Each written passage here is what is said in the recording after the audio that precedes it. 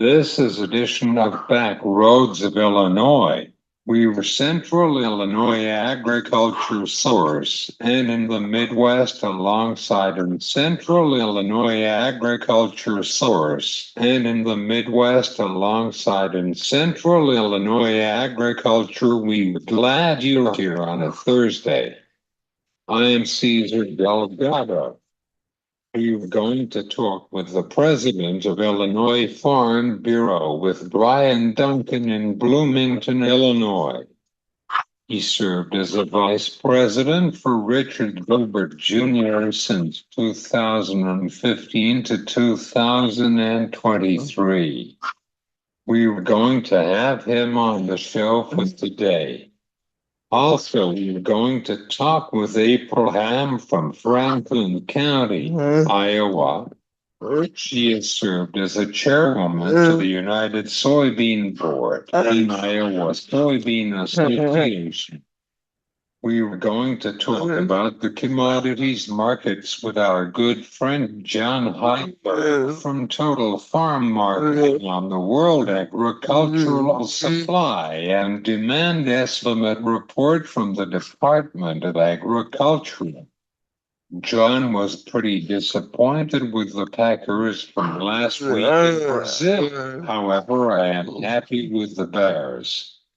All right, this is your agricultural news and markets update on Back Roads of Illinois. The presidential debate was on Tuesday night in Philadelphia. They battled out for the economy and inflation, immigration. Former President Trump wanted to go to put tariffs to China for steel construction on Tuesday during the debate over the economy. This harvest season is looking good for Central Illinois and across the Midwest. However, in the Mississippi River Delta is going to be wrapped up with the Hurricane Francine in Mississippi and in central Tennessee on Thursday.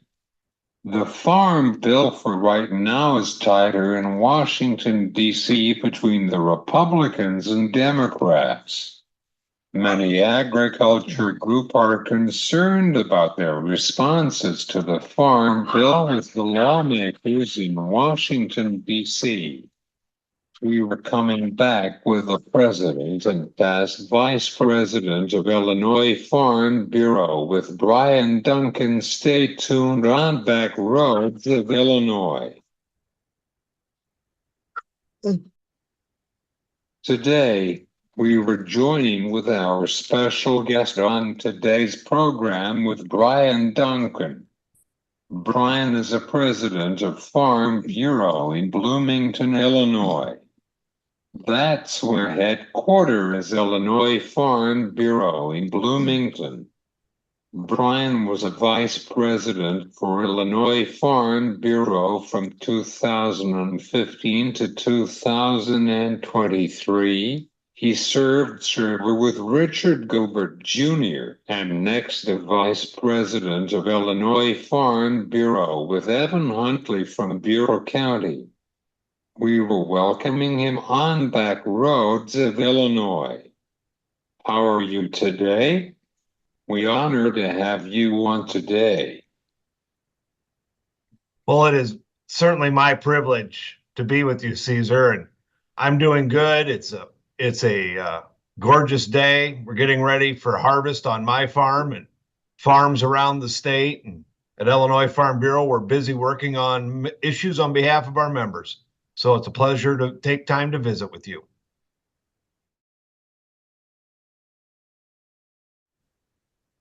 Let's start with our conversation about the trade deficit with China since 2018. According to American Farm Bureau Federation in Washington, D.C. However, the election is coming up on November. How concerned for the trade with China?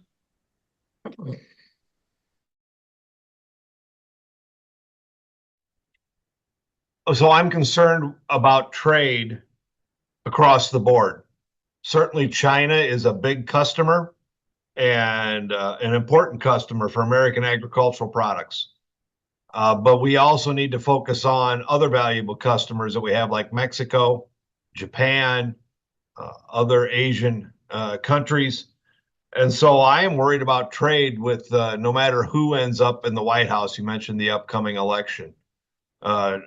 New trade agreements, existing and maximizing current agreements, or enforcing and maximizing current agreements will all be things we will be pushing whoever the new administration is to accomplish. The trade deficit is very real. Agriculture trade is one of the key pillars of economic of income for Illinois agriculture and agriculture in this country. And unfortunately, we've seen some headwinds to trade in the last few years, reluctance to forge new deals, and we're hoping to right the ship and advance a positive trade agenda in the upcoming months and years.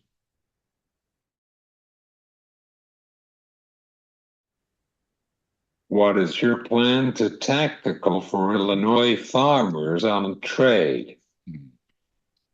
Well, we've been meeting with our congressional delegation, and we do so regularly. And so every time I'm in a meeting, whether it's with one of our senators or with a congressional representative, I continue to ask them to be advocates for trade.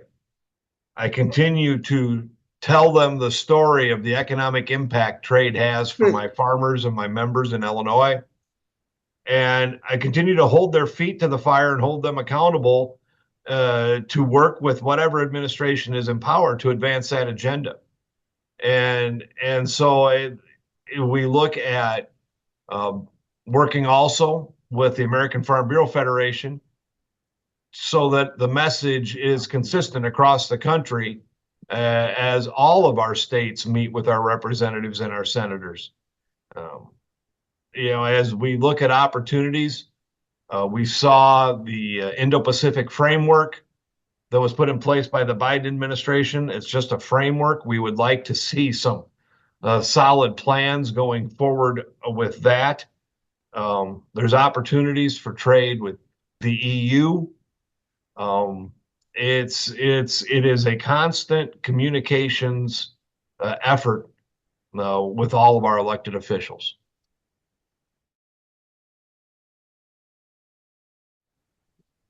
What is your opinion for regenerative agricultural for 35Z models? Well, I think so. We've got to be careful. So when you talk regenerative agriculture, we need to make sure we're all talking about the same kind of definition, because I know there's different perspectives on that around the countryside. I think as we look at agricultural practices, sustainability comes on both an environmental side and an economic side. Practices ultimately have to be economically sustainable on the farm. That being said, I do think the regenerative practices, some of the sustainability practices are tools that farmers need to have available in their toolbox to use as they produce crops, feedstocks for these new generation biofuels, that they need to have a full slate of tools at their disposal. Any government program that is regimental in its prescription for how farmers should farm is problematic. Not every practice is the right practice every time on every farm. There's a wide variety of practices that farmers have at their disposal to produce crops, livestock in sustainable ways. And we just need to make sure that we do not get overly prescriptive in production practices for agriculture, because we certainly know one size doesn't fit all.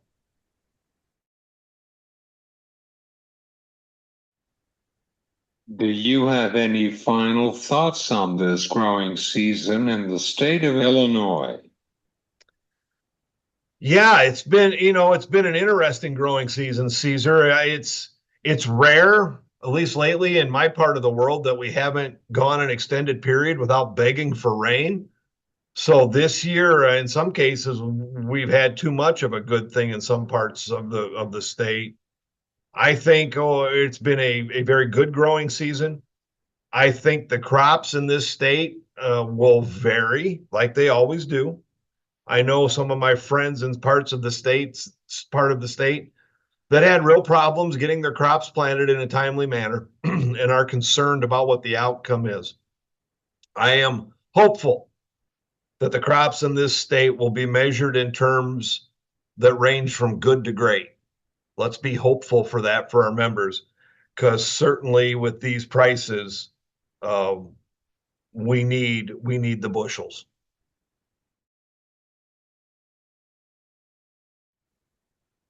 Thanks, Mr. President. Great to visit with you. Thanks for the opportunity, Cesar. We were joining with April Ham from Franklin County, Iowa. She has served as a chairwoman to the United Soybean Board and Iowa Soybean Association. We were talking with her for right now. How are you, April? And congratulations on Iowa State for a last weekend.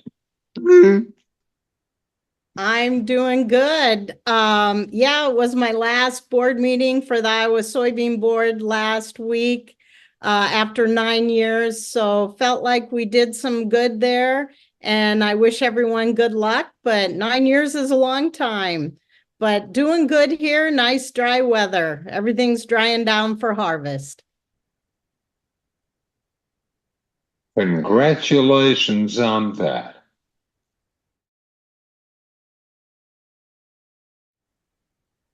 Okay, so could you tell our listeners, how is your season in central Iowa near Waterloo?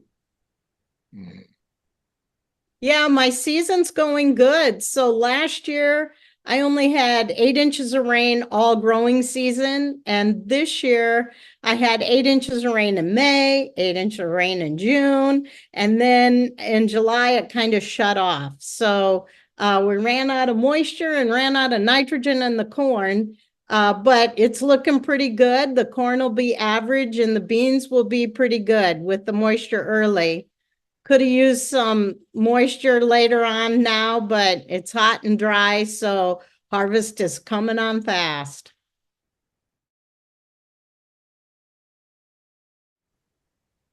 We heard from central Iowa.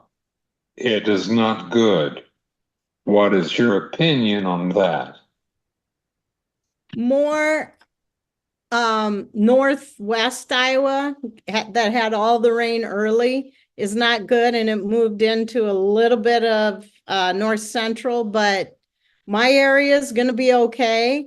But the northwest Iowa and southwest Minnesota, it doesn't look so good there. So yields are going to be for corn and soybeans, but yields are going to be all over the board this year because parts of Iowa had good moisture at the right time, and then other parts just had way too much too early. So pretty typical. I was going to be all over the board. So we'll probably be pretty average for the whole state this year.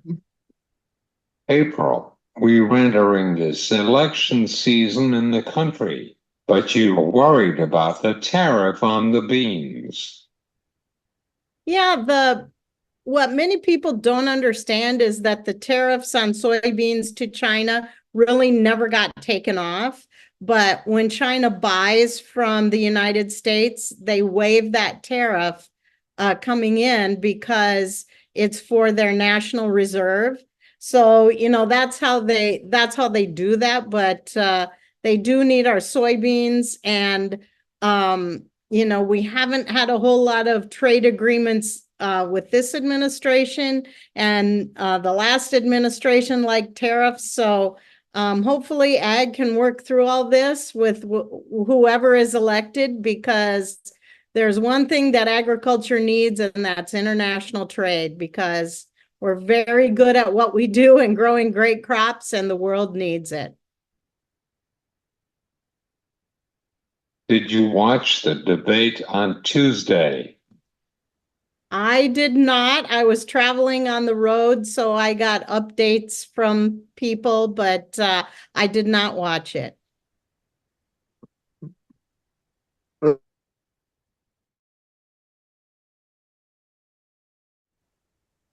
Is there anything would you like to tell our listeners about this growing season?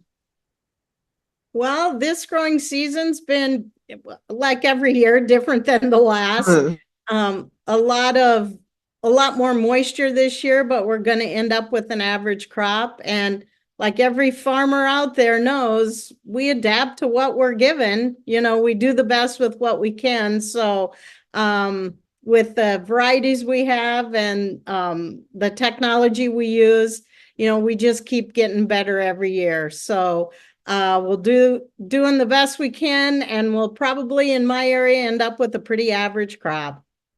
Do you have some concerns about the commodities markets for right now? It's you know, commodities are supply and demand, and if we have a big crop, then yeah, then our prices will probably go down. But I was just at a soybean buyers conference for the world, and like we told them, soybeans are on sale right now, so is corn. So there are a lot of people buying internationally. So yeah, I have concerns, but we've been through this before, and we will weather the low price storm. And you know, low prices deal with high prices, you know, take care of high prices, and so do low prices. So you know, all the buyers out there for commodities, they're on sale right now, and buy them up.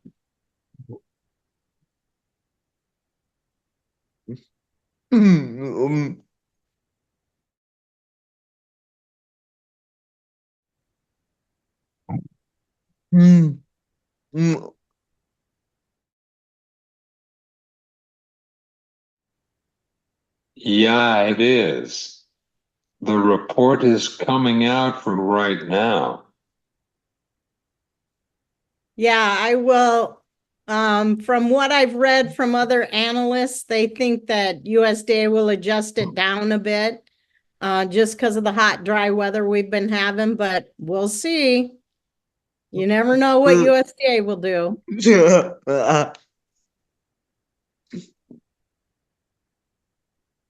Do you have any final thoughts? No, just I'm getting ready for harvest now. I'm still probably 2 weeks out from starting anything, corn or soybeans. Some people will be starting next week in my area, and I know Southern Iowa's starting to go. So look for a lot of good crops, and can't wait to get started.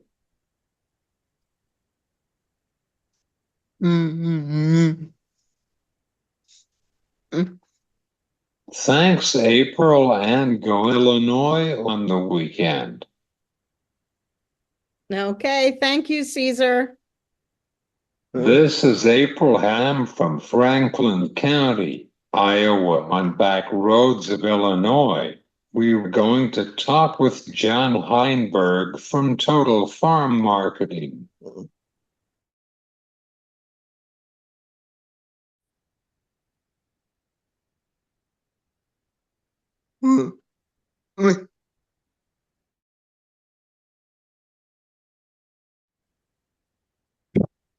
Thanks to April Ham to be in the show with us for today.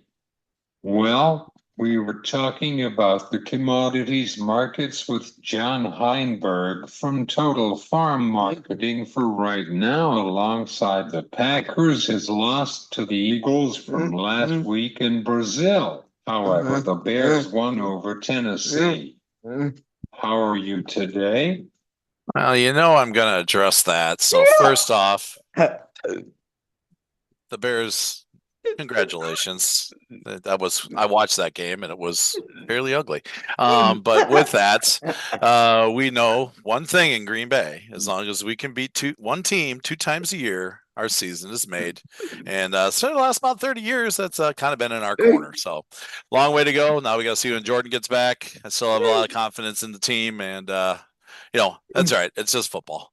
Anyway, let's get right That's into it. Otherwise, done. I'm good.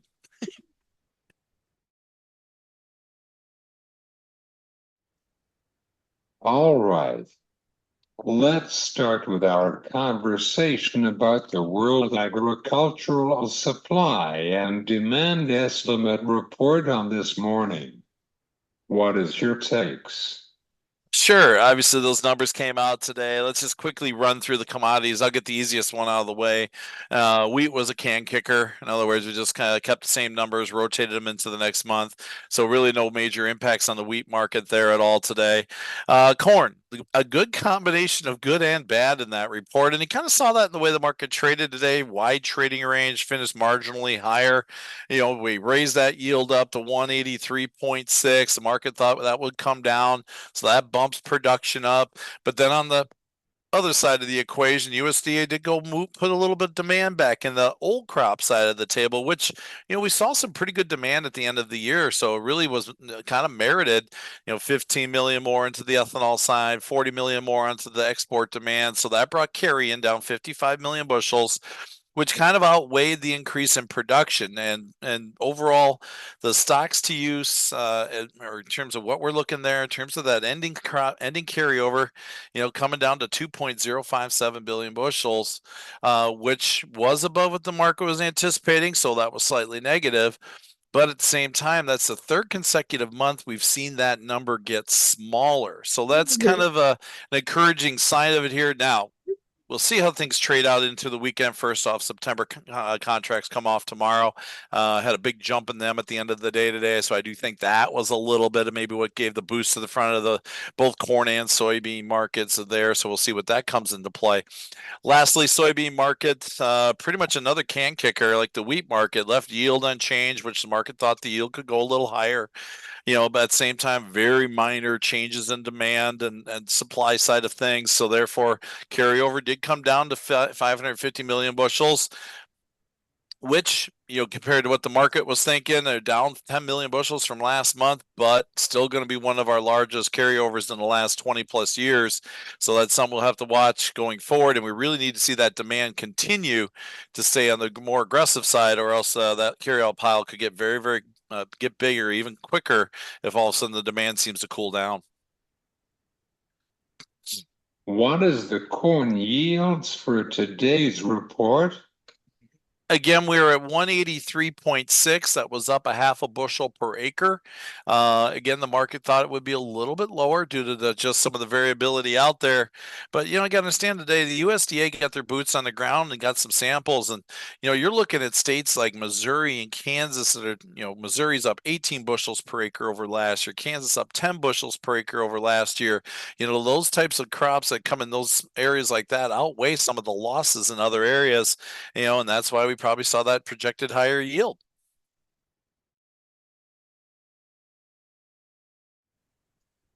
Your area, are they in the field for now?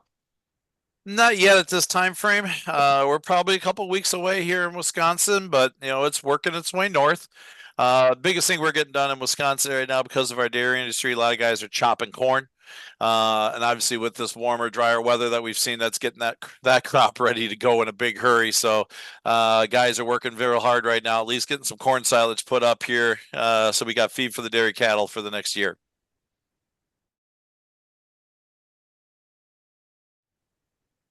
Do you have any final thoughts about this harvest season? Well, for producers, just make sure you got a good handle on what you're doing with some bushels here. There's a lot of carry in these markets for both corn and soybeans. Heavy supplies, questionable demand that typically leads to a market that bleeds carry out over time. So if you're going to be storing bushels, make sure we're thinking about protecting value and protecting price. I know it's not a great price, but it could be worse. I'm really curious where September comes off the books tomorrow, and then December bleed down into that, and then March bleed down into that. We've seen that over time with these heavy supply years. That was what we saw last year. So make sure you're taking those things into account if you're storing bushels. And if you got a rally that gets you a manageable corn price or a manageable soybean price, make sure you're pulling the trigger. You can always reown things using option strategies or the futures market, but let's make sure you keep that floor secure. Where people can find you for Sure, the then risk management consulting services. Sure. Sorry there. Give me a call anytime. 800-334-9779. Shoot me an email at johnh@totalfarmmarketing.com and then a website of ours, totalfarmmarketing.com.